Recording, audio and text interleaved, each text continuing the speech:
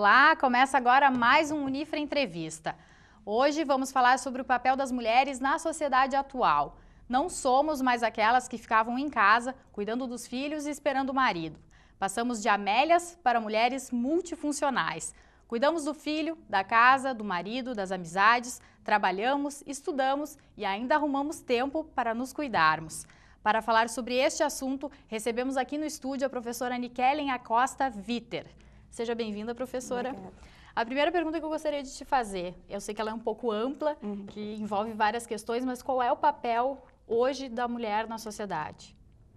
Bom, eu acho que a mulher assumiu um papel relevante na sociedade nas últimas décadas, mas a gente também tem que colocar isso em termos históricos, né?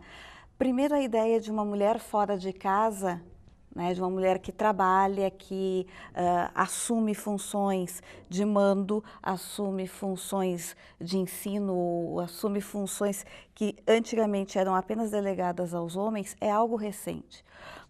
Porém, a gente falar que a relevância da mulher na sociedade está apenas nisso, a gente está colocando debaixo do tapete da história tudo que as mulheres fizeram ao longo dos séculos, que foi dar estrutura para que esse mundo prosseguisse, e nem todas as mulheres ficavam restritas à casa, né? Muitas mulheres, principalmente nas classes mais pobres, trabalhavam nas ruas, trabalhavam como vendedoras, como agricultoras, ocupavam inúmeras funções. A gente tem uma ideia de que só hoje, né, esse papel de muitas funções é que nos cabe. Quando, se a gente pensar, até numa época mais recente, as nossas mães, as nossas avós, nós não podemos desconsiderar o trabalho do lar, né? Cozinhar, manter uma casa estruturada, que é bastante pesado, que é um trabalho que é necessário de existir. E só para te dar um exemplo, nós temos pesquisas em regiões como a Quarta Colônia de Imigração, em que se fala, inclusive, de uma troca de crianças. Ou seja, famílias que tinham muitos meninos ou muitas meninas faziam uma permuta de mandar algumas meninas para a casa de uma irmã que tem só meninos e vinha. Por quê? Porque o trabalho da mulher era muito pesado. Uma mulher sozinha não sustentava lavar, passar, cozinhar para um grupo muito grande. Então, a gente hoje se pensa multifuncional também em função dessas exigências que nós temos fora de casa e principalmente pelo fato de que o trabalho interno da casa não foi dividido. Ele permanece, né, na maior parte, culturalmente, ligado a ser das mulheres. Tanto que a gente ainda fala em cuidar de, né? Como falou na apresentação, né? Cuidar do marido, cuidar dos filhos. Mas a questão hoje nós precisamos cuidar dos maridos, eles não podem se cuidar sozinhos, né? As mulheres têm que ocupar esse espaço. Então, na verdade, nós agregamos outras coisas sem abrir mão, né, dessas ações que existiam ainda dentro de casa. Eu acho, aí respondendo a tua pergunta, que as funções de mando, elas hoje ocupam a figura da mulher e permitem, né, esse espaço ocupado pelas mulheres. Isso está se tornando cada vez mais comum. No entanto, é quando os preconceitos contra as mulheres se revelam mais fortes. E quando é que aconteceu essa mudança, né, da mulher de antigamente para a mulher atual? Olha, nós temos um processo libertário que a gente, em geral, as pessoas resumem aos movimentos da década de 1960. Mas, na verdade, os questionamentos eles começam bem antes, eles vão começar no âmbito da Revolução Francesa, um pouco antes. São questionamentos que partem, algumas vezes, de escritoras que estavam engajadas dentro do movimento iluminista e que começam a questionar aquele lugar tradicional das mulheres na sociedade apenas como reprodutoras, né, e não como pensadoras do mundo social. Essas mulheres vão começar a reivindicar cidadania, mas isso só vai estourar mesmo, essa reivindicação de cidadania, no final do século XIX, quando as mulheres passam a lutar pelo voto. E ao lutar pelo voto, elas também estão não apenas questionando a sociedade, mas querendo influir nos destinos da sociedade. E eu acho que a gente ainda minora bastante a luta pelo voto, parecendo que o voto foi uma concessão, e não foi. né? Há uma luta, e uma luta acirrada. Foi uma conquista das mulheres, de mulheres que foram para a rua, que sofreram perseguições terríveis, que foram presas, que apanharam para que as mulheres pudessem votar e ocupar uma posição de decidir os destinos da sociedade no qual elas vivem. Uhum. A cultura patriarcalista e machista, aos poucos, ela vai sendo derrubada, né? Como é que tu acha que os homens enxergam o papel da mulher hoje em dia? Qual é a visão que tu acredita que os homens têm dessa mulher multifuncional? Eu acho que há também uma renovação no pensamento masculino. Assim como nós temos ainda grupos sociais bastante apegados, né, aos modelos antiquados, que a gente até pode chamar de ultrapassados, nós temos um grupo grande de homens, de pensadores, que inclusive se engajam hoje no movimento feminista, pensando o feminismo como um movimento libertário e que liberta também os homens de uma série de padrões aos quais eles tinham que seguir, né? De ser apenas ele o provedor, de ter que ser forte o tempo todo, de não poder exercer coisas que são agradáveis, como cozinhar ou né, ter uma relação mais afetuosa com os filhos, porque eram padrões que não modulavam apenas o ser feminino, mas modulavam também a forma de ser dos homens. E eu acho que muitos estão se engajando e compreendendo que esse é um movimento para libertar não um sexo, mas ambos. Essa mudança na mulher acabou mudando também o homem. Acho sim. É lento, mas com certeza. É um processo ainda, em andamento. Que está engatinhando. Uhum. Outra questão também, tu acredita que as mulheres ainda sofrem preconceito na sociedade e sofrem com esse status de inferioridade, que é uma questão histórica? Com certeza.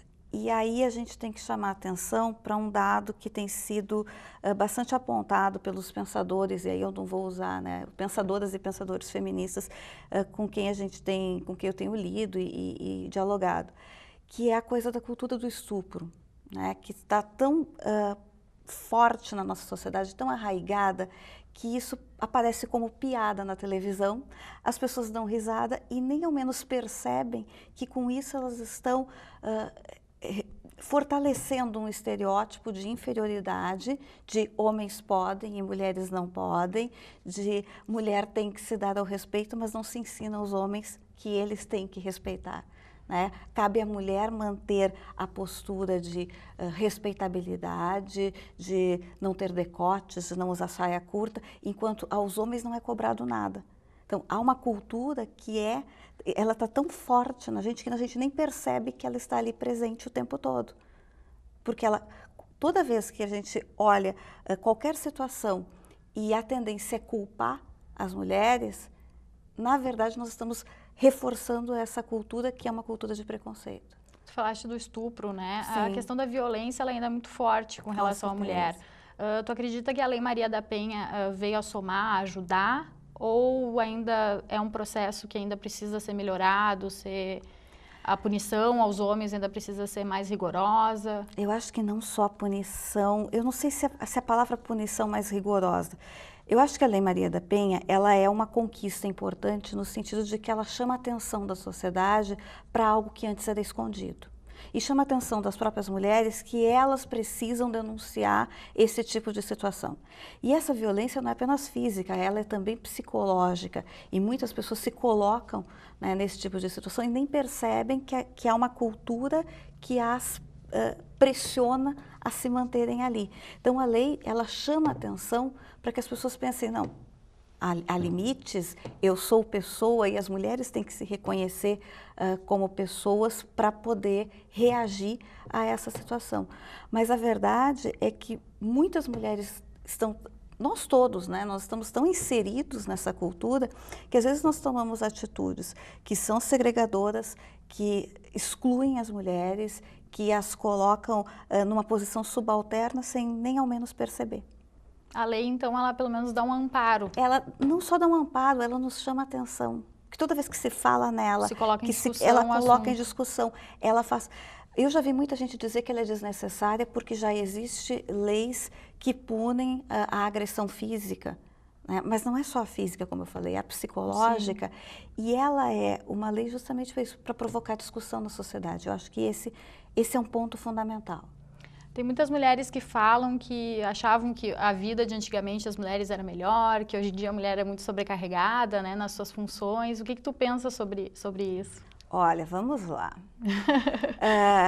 Eu não acho que uma vida que se resumia a passar a manhã cozinhando, passar a tarde lavando roupa e depois passando com ferro em brasa fosse fácil.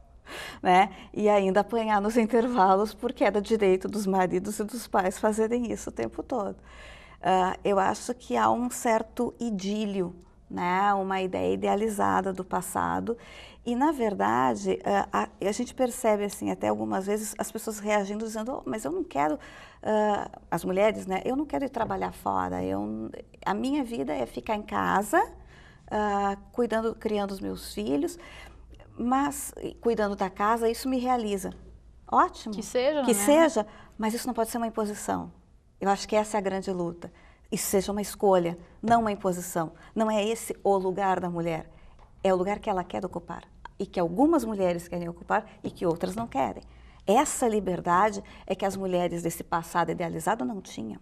Elas não tinham condições de poder escolher o que elas queriam. Elas eram obrigadas a casar, obrigadas a ter filhos, né? Se não fizessem isso, ou elas eram obrigadas a tomar um hábito, ou eram taxadas de solteironas e, portanto, frustradas para o resto da vida.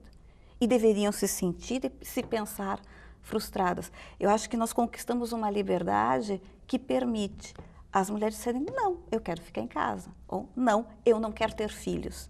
E não serem cobradas por isso, pelo menos a gente luta para que essa cobrança vá sendo eliminada ao máximo.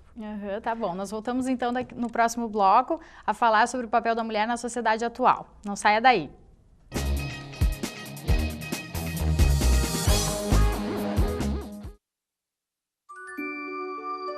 Existe um lugar onde eu me sinto muito feliz, porque eu brinco, dou risada, aprendo coisas novas e tenho um monte de amiguinhos. Alguns contos de fadas são reais e precisam de você para traçar um final feliz. Entre em contato conosco e saiba como ajudar.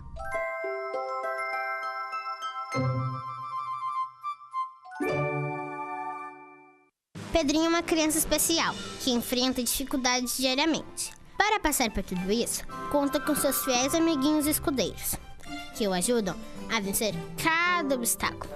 Sem eles, Pedrinho nunca conseguiria enfrentar o temível dragão, que impede que todos levem uma vida feliz no castelo. Para quem enfrenta um dragão por dia, uma mão amiga sempre é bem-vinda. Por isso, Pedrinho precisa da sua ajuda também. Contribua com a Escola Antônio Francisco Lisboa e transforme a vida de vários Pedrinhos. Lixo fora do lugar prejudica o equilíbrio ambiental. Faça sua parte, coloque o lixo no seu devido lugar. Você sabia que o lixo é um dos maiores responsáveis pelos alagamentos do país? Faça sua parte, coloque o lixo no seu devido lugar. Sonho.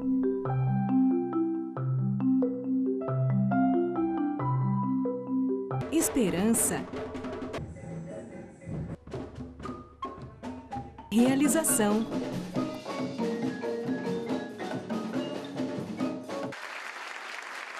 Cuíca, promovendo inclusão social através da música, transformando sonhos em realidade.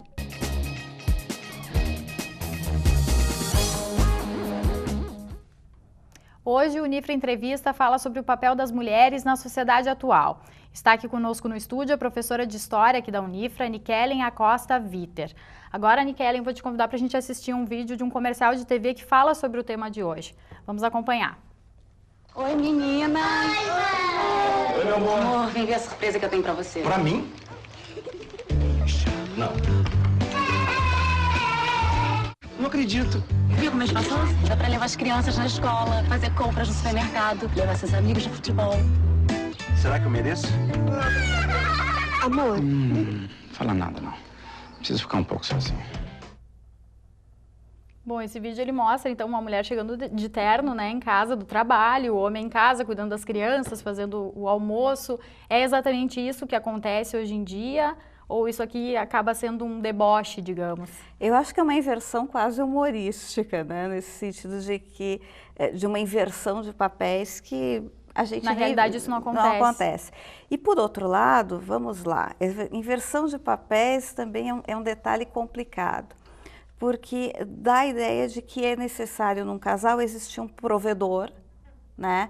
E que aquele que fica em casa vai ser presenteado, tratado com mimos, né? Na próxima vinda, acho que ela traria diamantes, flores, bombons e coisas do gênero. Eu acho que essa inversão humorística, eu digo que ela é humorística por quê? Porque a gente não olha e pensa, normal. A gente percebe que há uma anormalidade ali. Né? E é justamente isso, a propaganda quer chamar a atenção, não por ser normal, mas pela anormalidade. Ela não está dizendo, olha, as mulheres hoje ocupam esse lugar, né? Ela está dizendo, não ocupam. Né? E que há uma acomodação a esses papéis e no fato de que alguém vai ter que ocupá-los. Não se fala em uma divisão, em uma posição equitativa, né? Mas na ideia de que aquele que fica em casa vai ser subalterno àquele que provém o sustento da casa.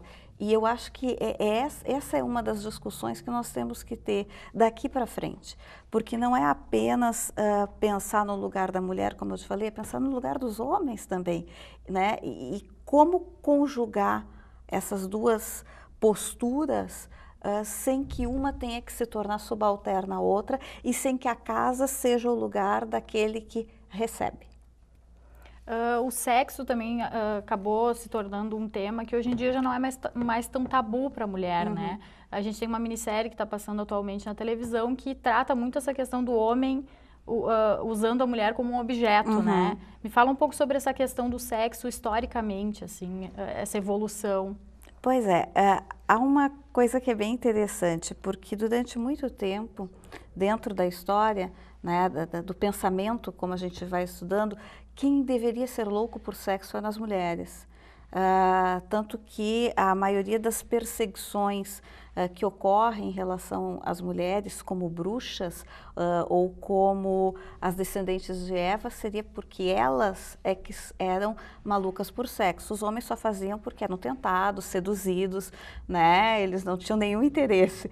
E aí nós temos uma inversão ao longo do 18 e do 19, em que as mulheres passam dentro desse pensamento, né, a serem acomodadas à ideia de que elas não gostam e de que elas não deveriam gostar.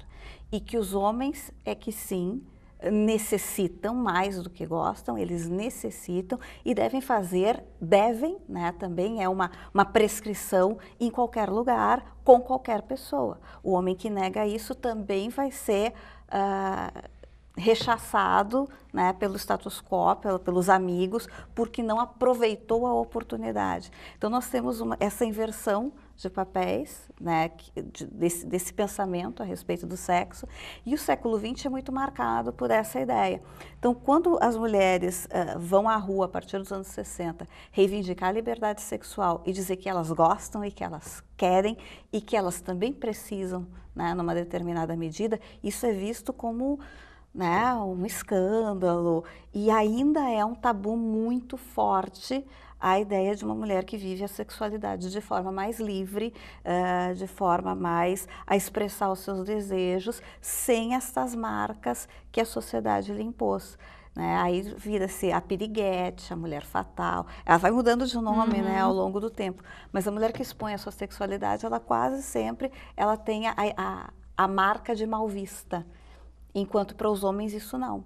Mal visto é o homem que, né, não joga os seus impulsos o tempo todo. Pelo contrário, os meninos são estimulados a jogarem os seus impulsos o tempo todo.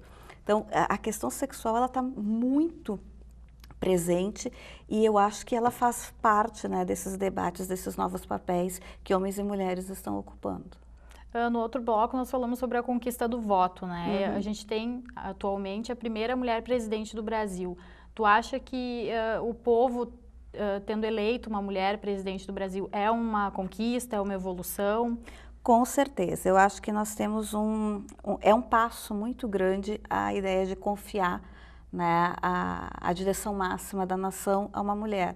Mas a gente não deve esquecer que justamente o fato dela ser mulher está na base de uma enorme quantidade de críticas que foram feitas, tanto durante a campanha quanto depois da campanha, né? Eu vi comentários falando do tipo, a presidente é feia. Desculpa, o Fernando Henrique também é, ninguém nunca disse isso dele, né? Isso nunca marcou a posição dele como presidente, né? Mas partir desse pressuposto que uma mulher tem que ser sempre bonita, uma mulher tem que estar sempre bem vestida, por quê? Né? Então, isso marca a capacidade administrativa dela, né? Por que a questão estética tem que aparecer? Então, a gente está o tempo inteiro lembrando, né, de que ela é mulher. E aí se colocam coisas como ela é separada, ou uma mulher não pode ser separada. Sabe, não eram elementos... Que ela é muito dura, chamavam ela até de machorra. É, exatamente. Então, se ela é firme, ela é machorra. Se ela não é, né, ela é frágil. Então, para as mulheres, sempre passa pelo filtro de ser mulher antes de se pensar na competência. Há alguns meses atrás, aconteceu um fato, na verdade, até assustador. Uma congressista francesa uma ministra, se não me engano, foi ao parlamento de saia e recebeu assobios dos colegas de plenário. Mas ela não pode usar saia? Mas é um desrespeito à personalidade dela. Ali ela não estava desfilando, ela não estava seduzindo ninguém, ela estava num papel de dignatária.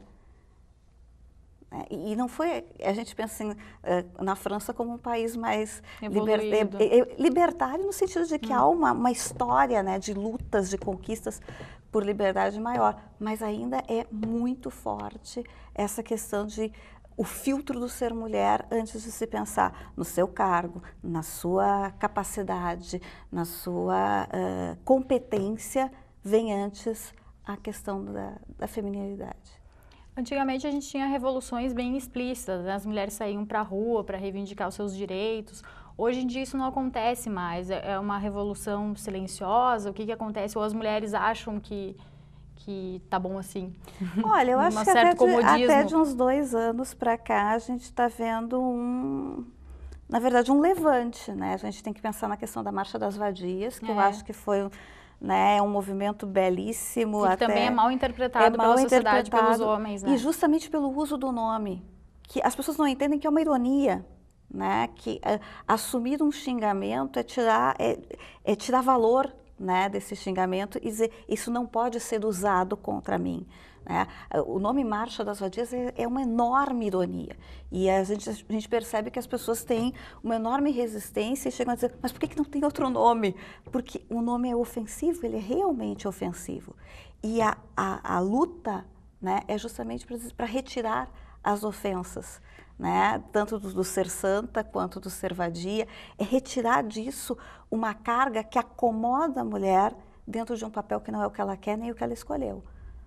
E aí eu acho que nós temos um levante nos últimos anos bastante forte contra a violência sexual, contra os papéis acomodados, contra algo que é terrível, que é o tráfico de mulheres, que é algo que está sob o tapete, mas que a gente conhece histórias que são trágicas, né? E até mesmo contra determinadas estruturas sociais que vão mantendo as mulheres em posições subalternas. Tu acredita que a mulher vai ganhar, a partir de agora, cada vez mais espaço na sociedade, politicamente, no trabalho, em todos os setores da sociedade?